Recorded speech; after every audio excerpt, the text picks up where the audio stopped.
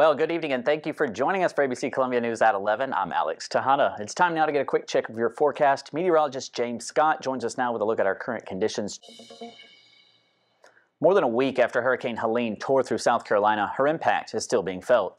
Down in Aiken County, many residents are still without power. In the wake of the storm, the South Carolina National Guard set up a distribution center for the public to pick up food, water, and other emergency supplies.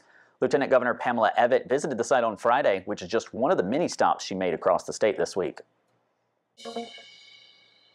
Last week's storm also resulted in 2 deaths over in Saluda County.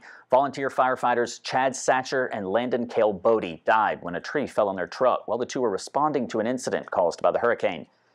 I'm telling you guys, I can't get enough of that county fair lemonade. Coming up next in sports, Noah Chast will have your Carolina Panthers highlights. Don't go anywhere. Thank you for joining us for ABC Columbia News at noon. I'm Alex Tejada. Let's get right to your forecast at noon. It looks pretty nice right now. Tyler, we're supposed to get some bad weather coming. How's it looking?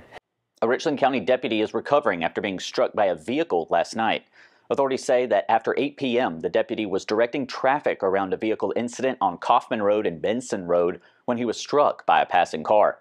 Sheriff Leon Lott says the deputy's injuries are not life-threatening. The driver was identified and Highway Patrol is investigating this incident. Cirque du Soleil is back in town this weekend. Their OVO show at the Colonial Life Arena starts at 7 p.m. tomorrow and Friday, 3 and 7 o'clock this Saturday, as well as 1 o'clock on Sunday. You can visit Ticketmaster.com to get your own tickets. Our very own Tyler Ryan will be practicing his moves with the cast live tomorrow. Hello and welcome to ABC Columbia News at 11 on this Sunday night. I'm Alex Tejada. It was quite a hot start to fall this weekend. It's time now to get a check of your forecast. Meteorologist James Scott joins us now with current conditions as well as what to expect this week. James? Yeah, certainly a toasty start to fall. With only 45 days until the election, the presidential race is heating up. The 45th president is trying to come back as the 47th. And Donald Trump's opponent, Vice President Kamala Harris, is aiming to make history as the first female president. The State Department of Corrections says 46-year-old Freddie Eugene Owens died by lethal injection Friday evening, marking the first execution in South Carolina history in 13 years. Owens was 19 years old when he and an accomplice robbed a Speedway convenience store in Greenville County. Welcome back to ABC Columbia News at 11 this Sunday night. Pickleball draws athletes and non-athletes of all ages out to play the social and friendly sport. One pickleball team here in the Midlands is heading to D.C. this upcoming weekend to play at a 3-day event celebrating the sport. Good afternoon. Happy 4th of July. Thank you for joining us for ABC Columbia News at noon. I'm Alex Tejada. Let's get right to your forecast. And for more than 60 years, the community of Gilbert has been hosting the Lexington County Peach Festival every 4th of July. The festivities kicked off this morning with a parade through Gilbert, followed by live music, vendors, plenty of food, carnival rides for the kids, a car show, and more. Of course, the best way to stay safe is to leave the fireworks to the professionals. We have a full list of fireworks shows and holiday events later in the show, as well as on our website, abccolumbia.com. And there are certain ordinances to follow if you're going to be setting off fireworks today or tonight. Deputies say that in unincorporated parts of Lexington County, fireworks can be shot until 11 p.m. Lexington's Katrina Shealy of District 23 was one of the GOP lawmakers who broke ranks with her party last year to block a near-total abortion ban in South Carolina. She says the removal of the female senators could have dire effects across the state. In other news, after 30 years in law enforcement, the chief of the Casey Police Department is now stepping down.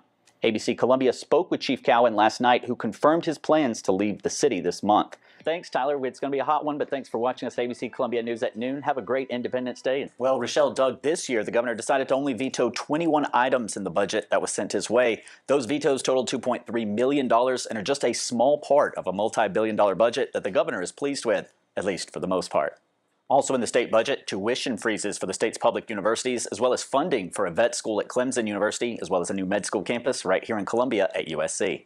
Reporting live in the studio, Alex Tejada, ABC Columbia News. Good evening, and thank you so much for joining us for ABC Columbia News at 11. I'm Alex Tejada. Now time to get a quick check of your forecast. Meteorologist James Scott joins us now with a look at our current conditions. James? Welcome back. And in sports, it was a Father's Day that was full of golf. The final round of the U.S. Open took place today. Golfer Bryson DeChambeau is celebrating a huge victory tonight.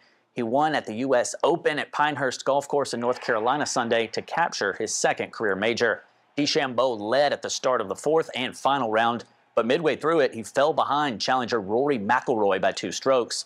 McIlroy, though, could not hold on to the lead. He finished with bogeys on 3 of his final 4 holes. That opened the door for DeChambeau. He eked out a 1-stroke win over McIlroy. The Northern Irishman has not won a major in 10 years. This is the second time DeChambeau has won a U.S. Open title. He last did it in 2020. And up in Canada, the frenetic crowd at Rogers Place would have plenty to cheer for on Saturday night for Game 4 of the Stanley Cup Finals. Scoreless in the first period, Edmonton's Connor Brown is on the right wing, skates past the goal line, draws Sergei Bobrovsky out of the net, then passes back to Matthias Janmark for the backhand goal. The Oilers took a 1-0 lead. Later in the first, Matthias Ekholm gets the puck on the wing, drops it off to Janmark, and he passes across to Adam Henrique for the tip-in and the score. Oilers lead 2-0. Edmonton ahead 2-1 with 5 minutes left in the first period. Brett Kulak would send the puck ahead to Leon Draisaitl. He passes over to Dylan Holloway, who puts the backhander through the 5-hole.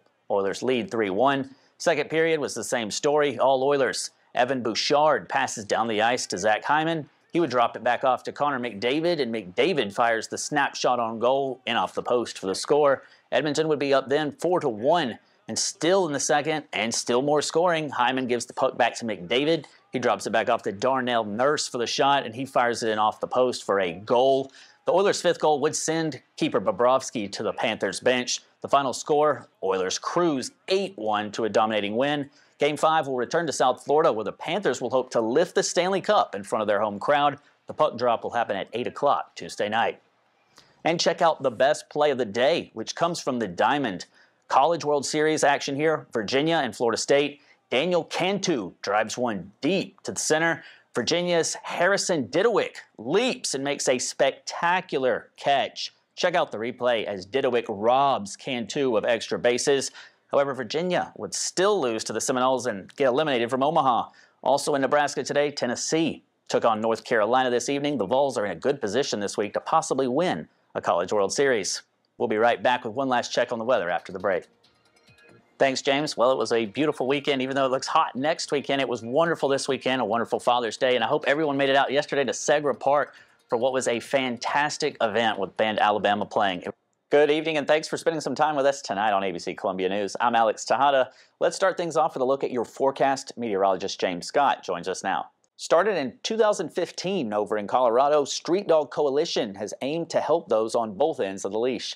Street Dog Coalition visited Columbia today and held a pop-up clinic in town.